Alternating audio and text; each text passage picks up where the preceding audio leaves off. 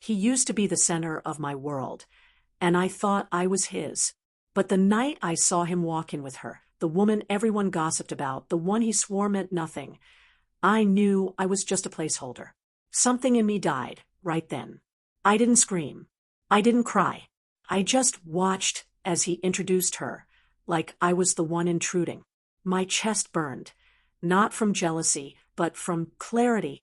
I had wasted years, sacrificing, loving, forgiving. And now, the man I once trusted had become a stranger, standing beside another woman. I left quietly that night. No drama, no confrontation. I just packed what was left of my pride and walked out the door. In that moment, I didn't feel broken, I felt reborn. Because for the first time in years, I chose myself. He didn't realize it then, but the woman who once clung to him no longer existed. A storm was coming, and I was its calm, ruthless eye. I moved into a modest apartment on the other side of the city. Nothing fancy, but it was mine. The air smelled of old wood, and quiet, the kind of silence that heals instead of haunts.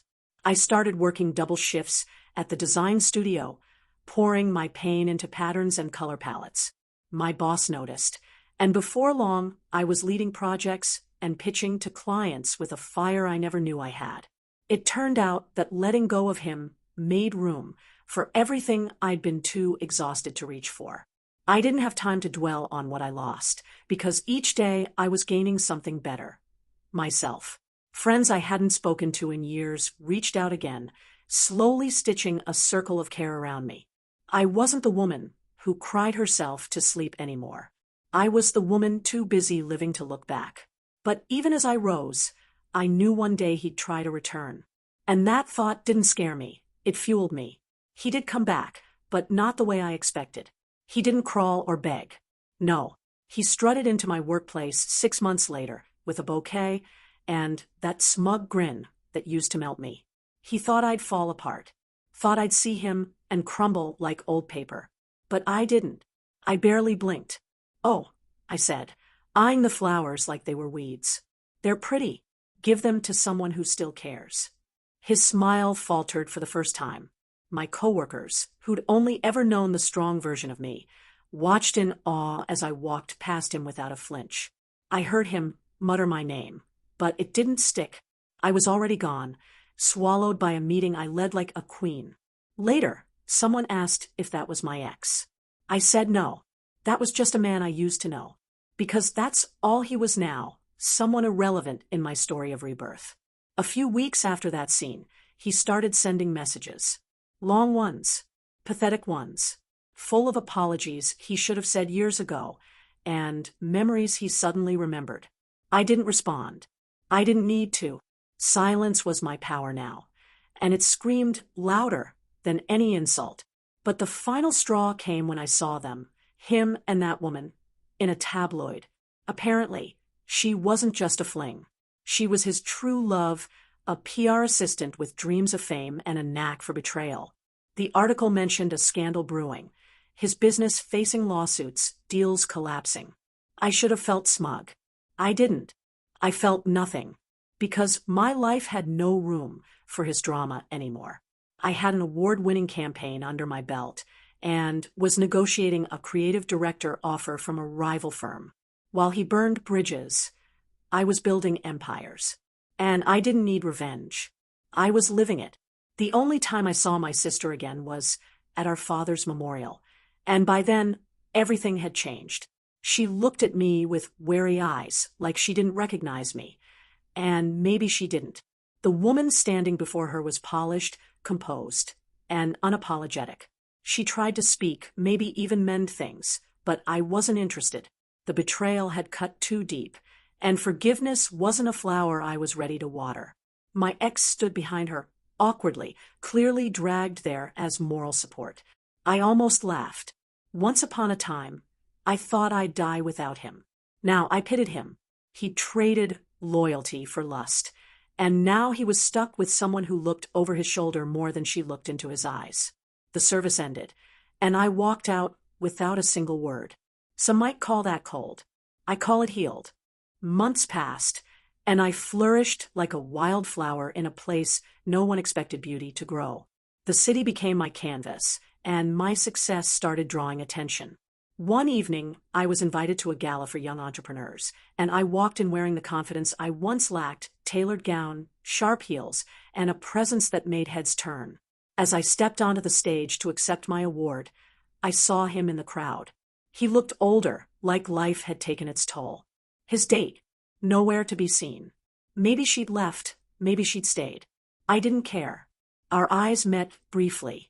His were filled with something I once begged for: regret. I gave him a polite nod and turned back to the spotlight. I wasn't there for him. I was there because I earned it. The applause echoed through the hall, and for the first time in my life, I realized something powerful.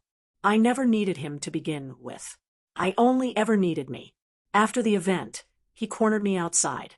"You've changed," he said, like it was a bad thing. I smiled, leaning against my car, keys dangling from my fingers. "I had to," I replied. "You didn't leave me a choice." He looked down, hands stuffed in his pockets, unsure for once.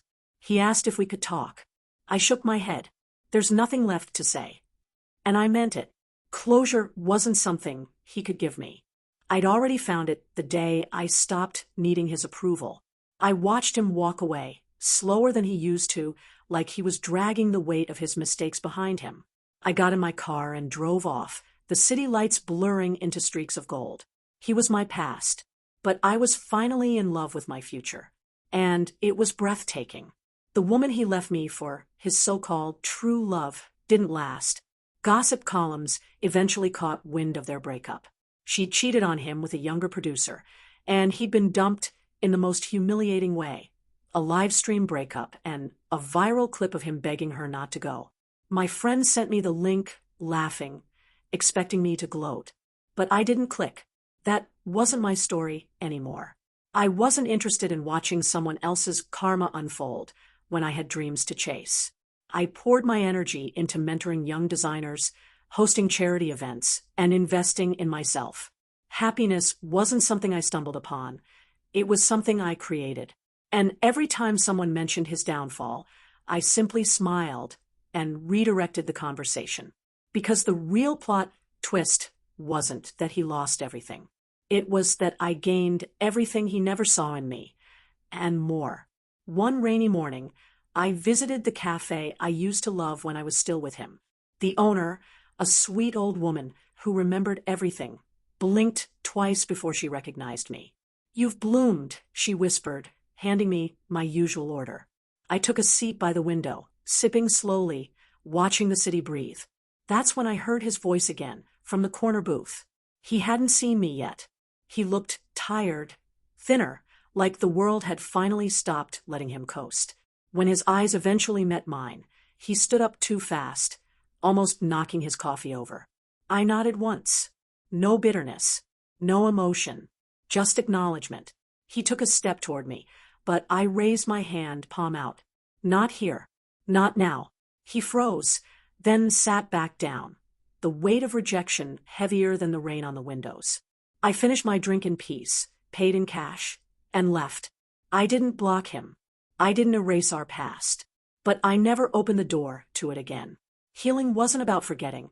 It was about growing beyond what once broke you. I moved on with grace, building a life he couldn't access, not even through memories. My name started appearing in magazines, not as someone's wife, but as a visionary, a self-made powerhouse. And in that, I found joy. Not because I wanted to prove him wrong, but because I had finally proven myself right. The woman he once dismissed now stood tall in places he'd never reach. And that was enough. I never needed revenge. I just needed to be free. And I was utterly, magnificently, irrevocably free. My rise wasn't sudden, it was earned. Each stitch in my new life was laced with pain, persistence, and pride. I started a mentorship program for young women in design, and my inbox overflowed with thank you notes from girls who saw in me what I once struggled to see in myself: resilience. One night at a rooftop charity gala I hosted, I found myself laughing, really laughing, with people who valued me not because of who I'd loved, but because of who I'd become. and as champagne sparkled in my glass, I looked out at the skyline and whispered, "Thank you," to the version of me that once refused to stay broken. My life wasn't about proving anything to him anymore. It was about honoring the girl I used to be, the one who survived him to become me. Then came the article. Not another tabloid scandal, but a business piece, headlined with his name, and a word I never thought I'd see attached to him: bankrupt. Turns out, his charm couldn't save a company built on ego and impulsive deals. His investors pulled out. The board voted him out. The article even quoted a former employee saying he let his pride run the company, and it ran straight into the ground. I sat there, reading it once, then again, not out of schadenfreude, but out of sheer disbelief. The man who once called me small-minded for wanting stability had lost everything chasing glitter. I didn't celebrate. I just closed the tab and returned to work. His fall didn't lift me. I had already risen on my own terms. That weekend, I went hiking alone for the first time in years. The woods were quiet, but inside me, everything buzzed with life. As I reached the summit, phone buzzing with messages I ignored, I looked out over the world and let the wind carry away every last piece of what he'd done to me. I wasn't just healed. I was whole. I returned home to a letter waiting at my door. No stamp, just my name written in a handwriting I once memorized. I didn't open it. I didn't need to. Its presence said everything. He still wanted access. Still believed he had a place in my life. But I had finally understood something. I wasn't the kind of woman you get back. I was the kind of woman you lose and remember every day after. That night, I hosted a dinner at my apartment. Close friends, laughter, wine. Someone asked me if I'd ever forgive him. I paused, not because I didn't know the answer, but because I wanted to phrase it right. "Forgiveness is a gift," I said, "and he's no longer someone I give gifts to." They laughed, but it wasn't bitter. It was light, free. I wasn't angry anymore. I wasn't holding on. I had let it all go. And in that space, something better had taken root: peace. I was no longer chasing closure. I had become it. And that realization made me stronger than any apology ever could. He had become a lesson, not a chapter. And I was finally the author of my own story, rewriting every page in ink he'd never touch. 2 months later, I launched my own boutique design firm. Small, curated, and fiercely mine. The launch party was a quiet affair, but full of warmth and celebration. My clients came, my team beamed, and I stood at the center not as someone's ex, but as someone's inspiration. Midway through the night, I stepped outside for air and found a note on my car windshield. No envelope, just one line: "I never stopped loving you." I tore it in half and dropped it in the trash. Love, real love, doesn't leave, and it sure as hell doesn't come crawling when the glitter fades. That note was just another illusion, like him. And I didn't chase illusions anymore. I chased purpose, passion, peace. And I had all three without him. One chilly morning, I ran into a man at the local bookstore, tall, soft-spoken, with kind eyes and an unreadable smile. We reached for the same book, laughed, and struck up a conversation. His name was Daniel. There was no thunderclap, no fireworks, just calm curiosity and warmth. We talked about art, travel, the silence between city sounds. When I left the store, I found myself smiling in a way that felt unfamiliar, but good. He didn't know my past, didn't see me as a phoenix rising from ashes. He just saw me, and that was refreshing. It wasn't love, not yet, but it was the kind of beginning I once thought I'd never have again. A small reminder that life doesn't just go on, it blooms. Even after winter, Daniel and I started seeing more of each other. No games, no performances, just honest conversations, slow mornings, shared playlists, and laughter. With him, I didn't have to pretend to be healed. I simply was. And for once, love didn't feel like a battlefield. It felt like coming home to yourself in someone else's presence. One evening, as we walked hand in hand through a park lit by paper lanterns, he stopped and looked at me. "I don't know what happened to you before," he said, but I'm glad you made it through." I didn't flinch. I just smiled. "Me too." In his eyes, I saw no comparison to my past. Just possibility. And in that moment, I realized I had finally found the kind of love I'd always deserved. Soft, steady, and real. Of course, word got around. People whispered about the new man in my life. I knew it would reach my ex eventually. It did, faster than expected. One afternoon, he showed up again, eyes bloodshot, voice low. "Is it serious?" he asked. "It's real," I answered. That hurt him more. He tried to bring up old memories, things we shared, but they felt like stories from a book I'd outgrown. "You were a chapter," I told him gently. "Daniel's the future." He looked like he wanted to argue, but he didn't. For the first time, he understood he was no longer the hero in this story. Just a cautionary tale. And I wasn't angry. I was grateful, because without his betrayal, I'd have never rewritten the ending I now lived. He left quietly that day, no dramatic final plea. Just silence, thick and heavy. I watched him go with a strange sense of closure. Not because I needed his goodbye, but because I didn't. Everything I'd once begged him to give me, I had already given myself. And now, I had someone beside me who saw my worth without me having to prove it. My past had sharpened me. My healing had refined me. And my future? It belonged only to me, and the love I chose this time. Not the one who broke me, but the one who saw my scars and stayed anyway. Life had come full circle, but I wasn't back where I started. I was above it, looking down at the path I'd once crawled through.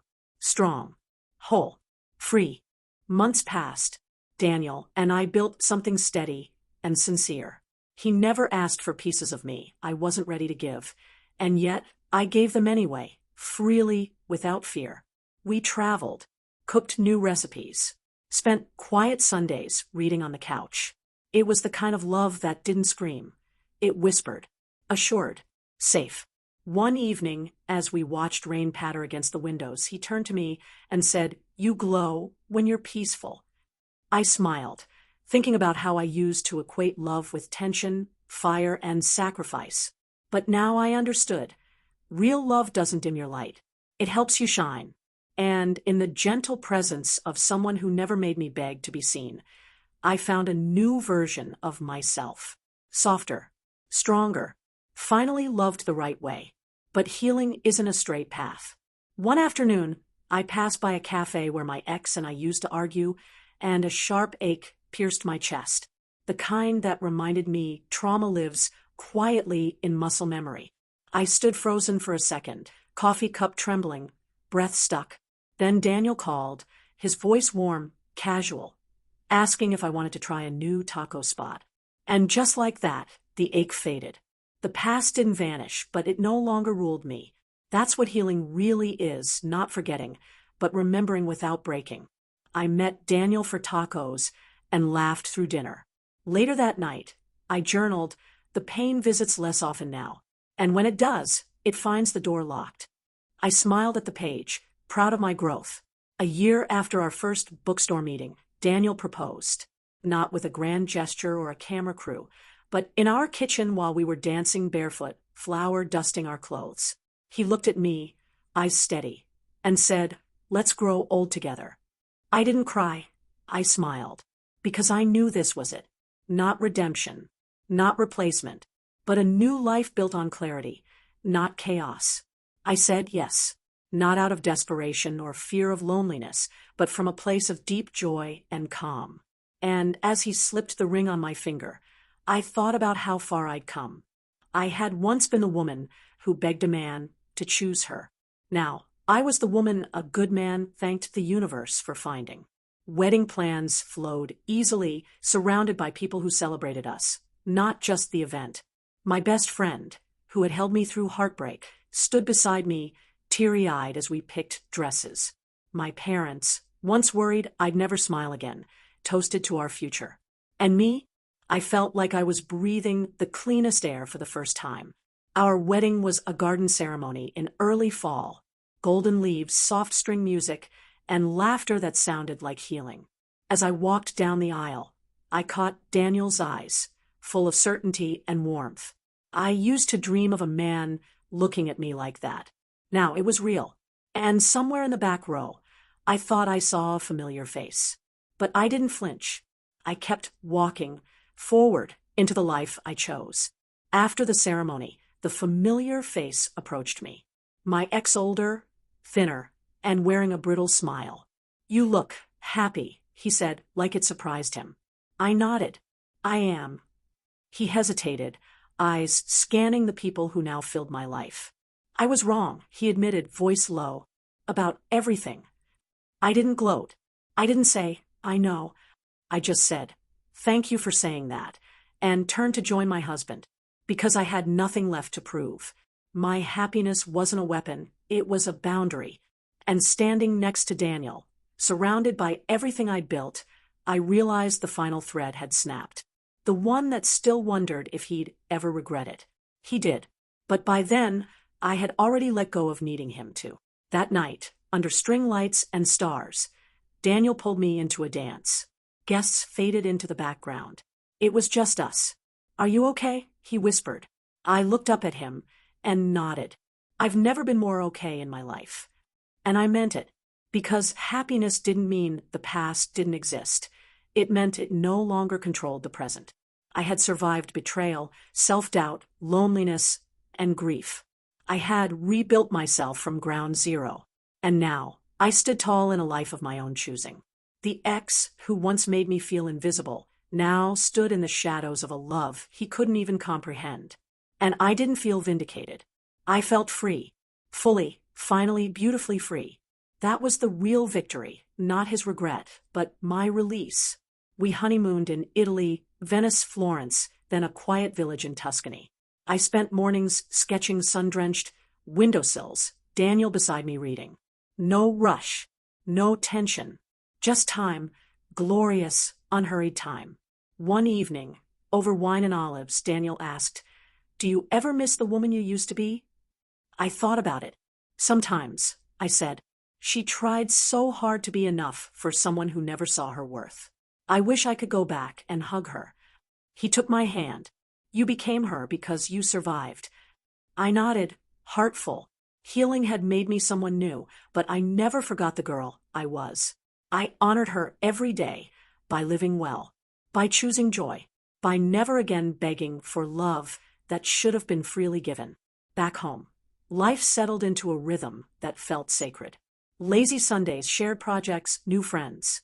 I opened a second design studio in another city, mentoring young creatives. Daniel started teaching part-time at the university. We were growing, not into each other, but alongside each other. And every time I opened the door to our home, I felt peace rush in like sunlight. Sometimes I catch myself mid-laugh and think, this is mine. This life, this love, this freedom. All mine. I no longer felt haunted by memories. Instead, I felt proud, because I didn't just survive betrayal. I turned it into my foundation. I wasn't afraid to love again. I had simply learned to love better, to choose better, and most importantly, to never again abandon myself for someone else's comfort. Still, once a year, I wrote a letter I never sent. To my past self, I'd write, "I'm proud of you. I'm sorry you were hurt, but look what you made from the ruins." Then I'd tuck it into a box beneath my bed. A quiet ritual of remembrance. Because even in the joy, I never wanted to forget. Pain taught me to listen to myself, to protect my peace, to trust my instincts.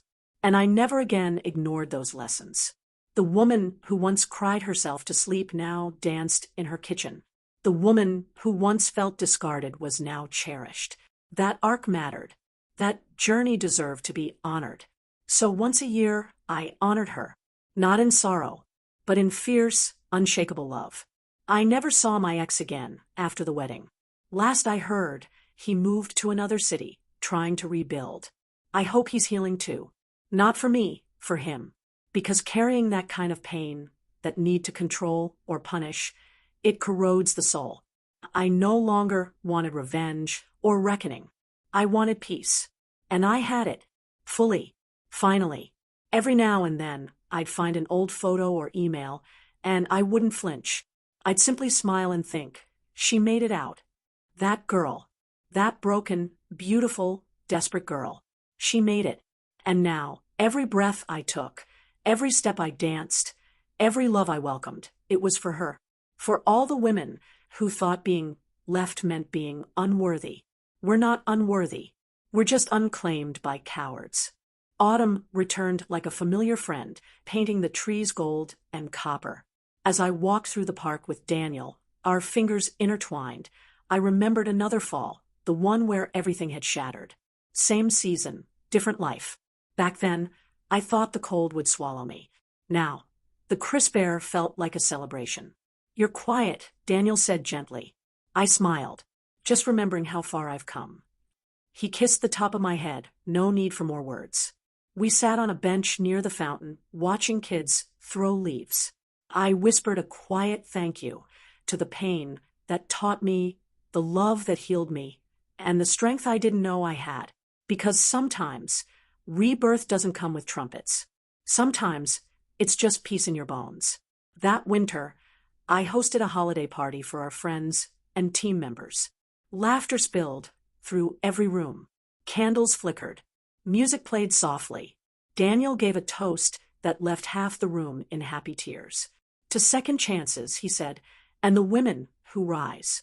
My eyes misted as he looked right at me. Later that night, while cleaning up empty wine glasses and cookie crumbs, I stepped out onto the porch alone. Snow had started falling, blanketing the world in silence. I closed my eyes and let the cold kiss my cheeks. It felt like closure. A quiet kind. Not because I needed to forget, but because I had finally forgiven myself for staying too long, for hoping too hard, for loving someone who didn't love me back. The following spring brought growth, literally and metaphorically. We planted a garden. Tomatoes, basil, lavender. Daniel teased that I talked to the plants more than to him. They listened better, I joked. But the truth was, nurturing life grounded me. Watching things bloom under care and patience reminded me of how far I'd come. One morning, I found a single blossom on the lavender bush, and it made me cry. Not from sadness, but from awe, because I knew what it meant to be barren and still believe in blooming. Daniel hugged me, silent but present. We stood there for a long while. In his arms, I realized healing isn't always loud or dramatic. Sometimes it's a single lavender bloom after a long winter, reminding you you're still capable of growing. One day, while organizing the attic, I stumbled upon a dusty box labeled Old Life. Inside were photos, letters, a playlist CD he once made me. I sat down, heart calm. No more trembling hands, no more sharp pangs. Just stillness. I read the letter he'd written during our first year together. It was sweet, full of promises he never kept. I didn't cry. I didn't tear it up. I placed it back gently. Because I wasn't angry anymore. I just felt distant, like reading a chapter from a book I no longer related to. That girl in the photo, smiling despite the sadness in her eyes, she deserved the world. And I had finally given it to her. With every choice, every boundary, every quiet no. That was my justice. Months later, we found out I was pregnant. I stared at the test in disbelief, hands trembling. Not from fear, but from joy. Daniel wrapped me in his arms, both of us overwhelmed with quiet wonder. Life was happening again. In me. Through me. And this time, I wasn't scared of being alone. I wasn't begging for love. I was surrounded by it. Supported. Cherished. That night, lying in bed, I whispered to the child I carried, "You are so wanted." And I meant it. Every heartbeat that pulsed inside me was a triumph. Every flutter a reminder of resilience. I wasn't just surviving anymore, I was creating. And this baby, this tiny miracle, was the newest chapter in a story that had once felt like it ended with heartbreak. Pregnancy brought its share of discomforts, aches, cravings, swollen ankles, but also unexpected grace. My body, once something I disconnected from during trauma, became sacred ground. I marveled at its strength, It's knowing. Daniel became my rock, attending every appointment, rubbing my back during sleepless nights, leaving post-its that read, "You're doing amazing, Mama." I felt seen in a way I never had before. Not idolized, not tolerated, but seen. Some nights I'd wake from old nightmares, memories creeping in. But now, instead of curling up in fear, I'd place my hand on my belly and remind myself, that was then. This is now. The woman I was then survived. The woman I am now thrives. And the life I carried, proof that something beautiful can grow from broken places. When our daughter was born, everything slowed. The world, time, my thoughts. She arrived at dawn, tiny and perfect, wrapped in warmth and newness. I held her against my chest, tears falling freely. Daniel whispered, "She's got your eyes." In that moment, I knew my life had forever changed, not because I became a mother, but because I had finally become whole. Looking at her, I realized I'd never again question my worth. Because how could I, when she would one day look to me to understand hers? I promised myself that night, she would never learn love through sacrifice or worth through pain. She would see love that nourishes. A mother who chose herself first, so she could fully choose her too. That was the legacy I intended to leave. Parenthood, as it turned out, was both soft and wild. Sleepless nights, spit up, first giggles, first steps. But through it all, Daniel and I held steady. We took turns. We forgave each other's frayed nerves. We learned to pause. And in every lullaby, every diaper change, I found a new layer of myself. Stronger, more patient, more forgiving. I watched Daniel rock our daughter at 2 a.m. and thought, this is the man I waited for. Not the man who once made me feel small, but the one who made love feel safe. I used to think I had failed because I was left. Now I knew I was spared. Spared for this life, this love, this moment. And nothing the past took from me could compare to what the present gave. Sometimes when I'm nursing our daughter or watching her sleep, I think about how the story could have ended. Me bitter, hardened, closed. But I'm not. I'm wide open. Not because the world was kind, but because I chose to be kind to myself. That was the real revolution. Choosing myself every single day, even when it was hard. Especially when it was hard. And though the pain shaped me, it didn't define me. The woman I am now walks with her head high, not because she never fell, but because she learned how to rise. Again, and again, and again. And when people ask, how did you forgive him? I answer, I didn't do it for him. I did it so I could stop carrying what wasn't mine to hold. It was on our daughter's first birthday that I saw him again. Cole, at the grocery store of all places, holding a bouquet of wilting roses, and standing next to a woman who looked eerily like the one he left me for. He froze when he saw me. I didn't. I smiled. A real one, and walked past him with my daughter giggling on my hip. He turned, said my name like it hurt. You look different. I nodded. I am. He looked at the baby. Yours. Ours, I said, motioning toward Daniel, who just rounded the aisle. Cole blinked. The pieces fell together. The ring on my finger, the peace in my eyes, the man who loved me right. And just like that, he realized he'd been replaced by something better. Cole tried to strike up a conversation, his words fumbling, caught somewhere between regret and pride. You look good, he offered.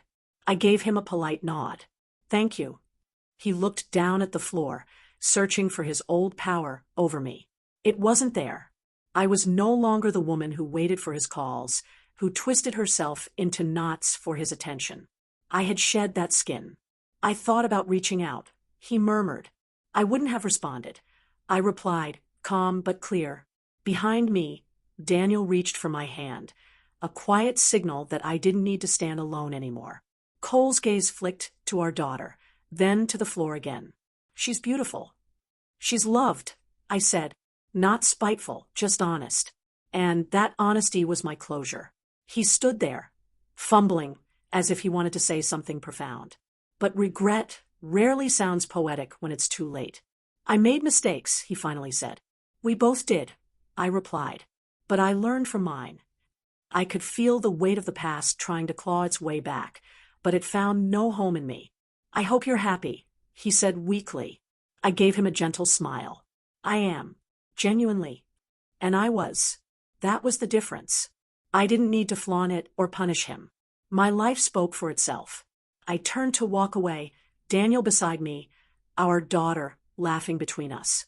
Behind me, I heard nothing. No footsteps, no apologies, no pleading. Just silence.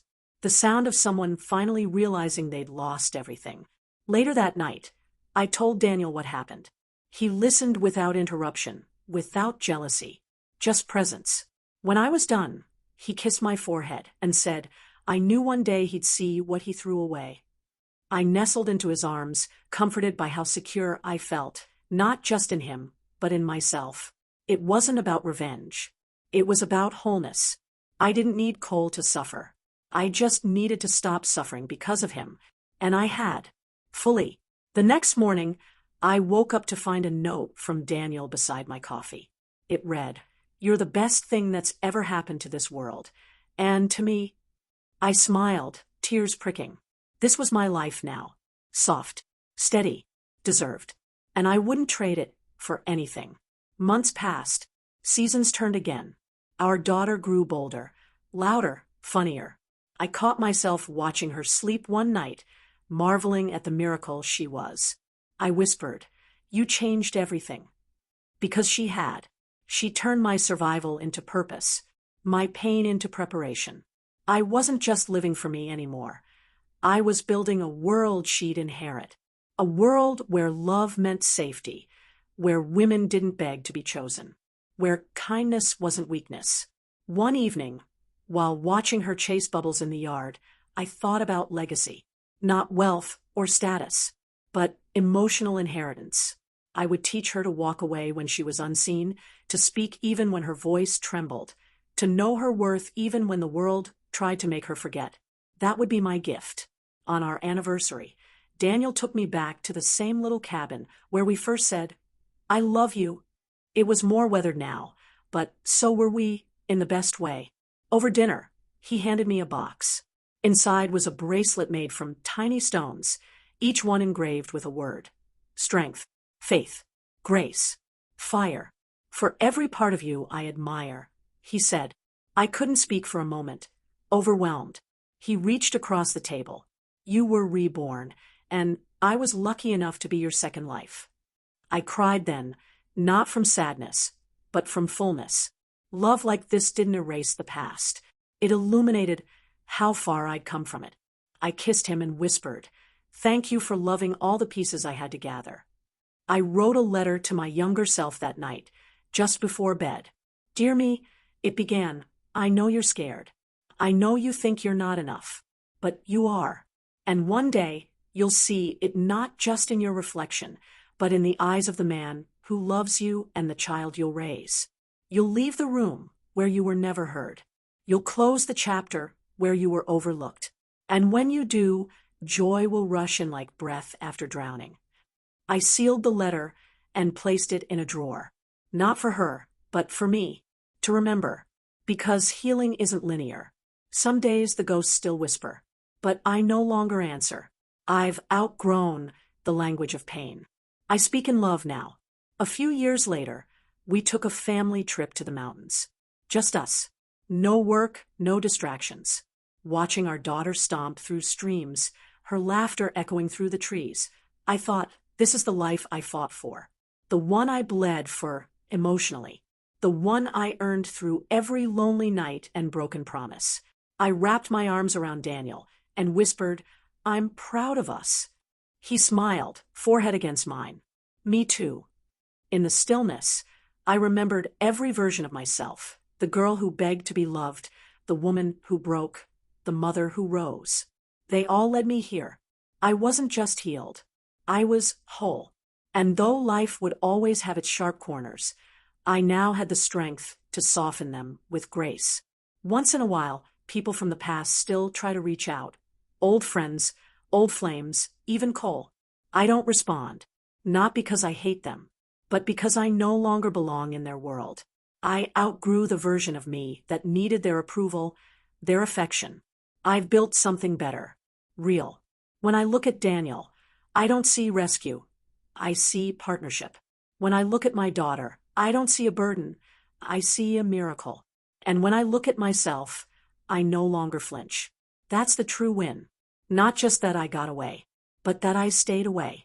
That I chose peace over chaos. Healing over hurting.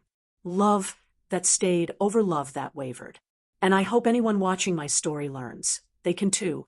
Sometimes in the quiet moments before sleep, I revisit the memory of that night Cole chose his ex over me.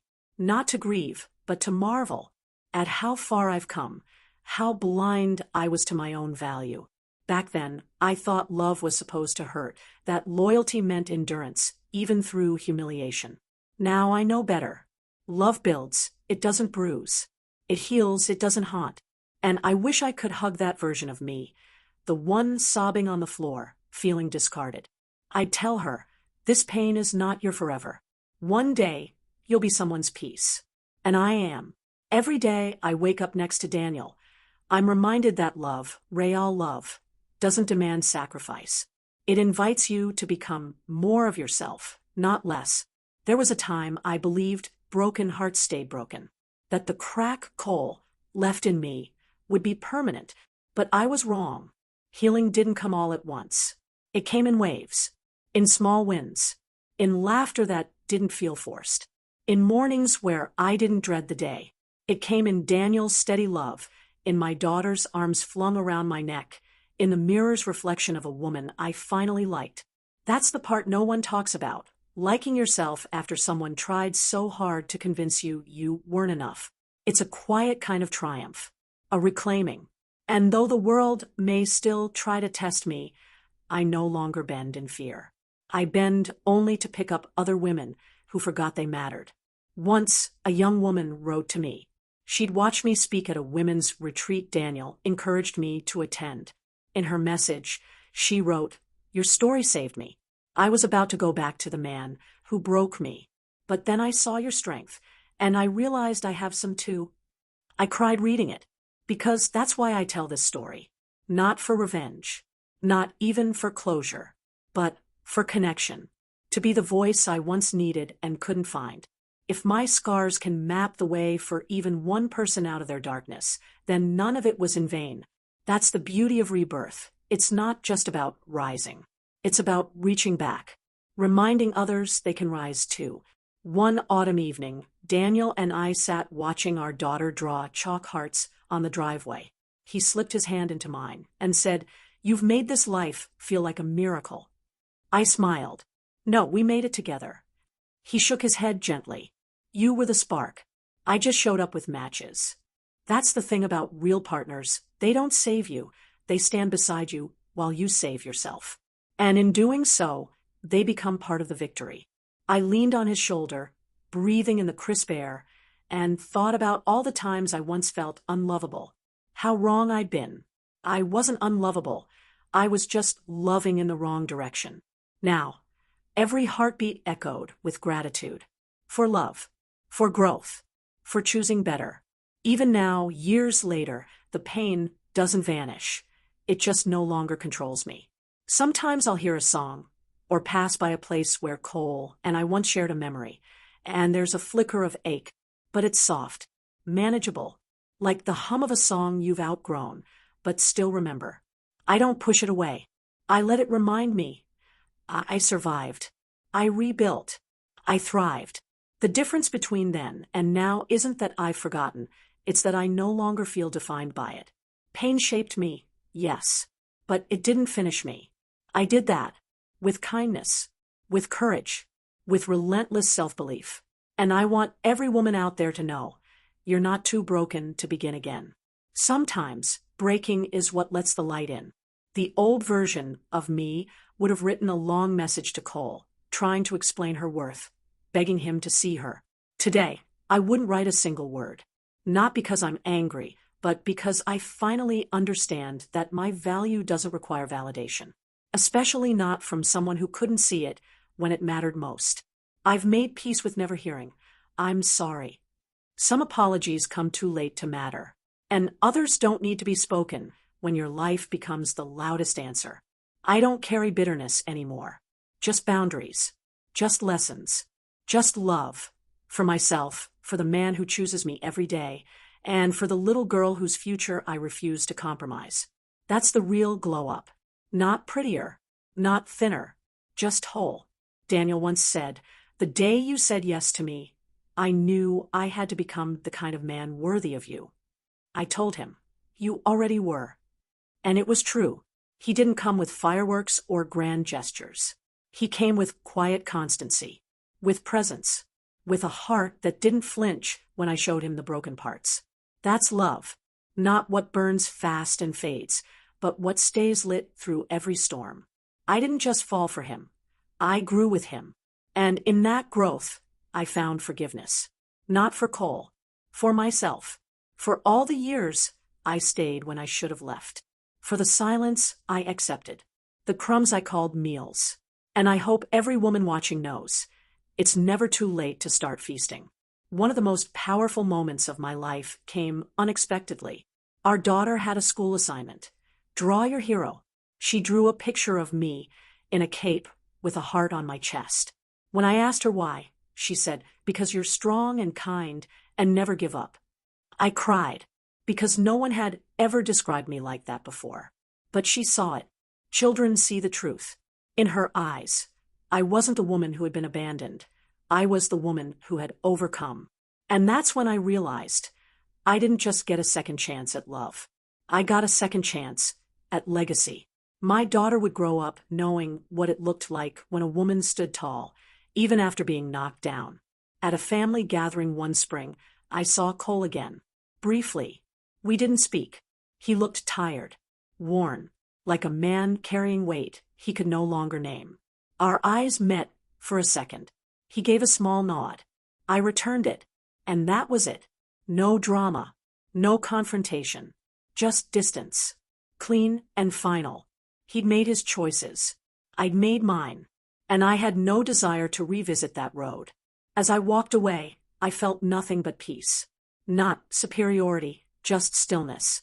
Like walking past an old house you no longer live in. Familiar, but no longer home. Daniel placed a hand on the small of my back, and our daughter tugged at my sleeve. I smiled, because I wasn't looking back anymore. I had everything ahead of me. As time passed, the ache of my past faded further into the distance, becoming a story I told not with bitterness, but with gratitude.